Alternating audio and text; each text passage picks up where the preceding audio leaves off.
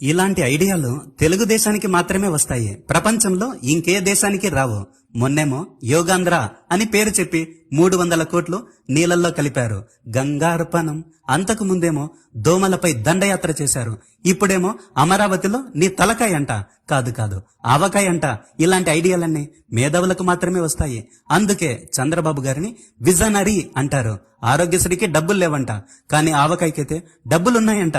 ఆంధ్రాలో అరటికి మాత్రం ₹1 కానీ అమరావతిలో ఆవకాయకి 5 కోట్లంట. చిత్తూరులో మాడికాయకి ₹4 కానీ అమరావతిలో కంప కొట్టడానికే 40 కోట్లంట. నీళ్ళెత్తిపోయడానికి 444 కోట్లంట. నెక్స్ట్ చంద్రబాబు గారు ప్రవేశపెట్టబోయే పథకాలేంటో తెలుసా? పిఠాపురం పొట్లకాయ, కుప్పంలో కాకరకాయ, నీళ్లలో నేరేడుకాయ. ఆంధ్ర ప్రజలు ఇంకా చేతకాని దద్దమ్మల్లా ఉంటే తుంగభద్రలో నీ తలకాయ అని కూడా చెబుతాడు. మీ తలకాయలను టెంకాయలు అమ్మినట్టు అమ్మి పడేస్తాడు ఈ చంద్రబాబు. తస్మాత్ జాగ్రత్త.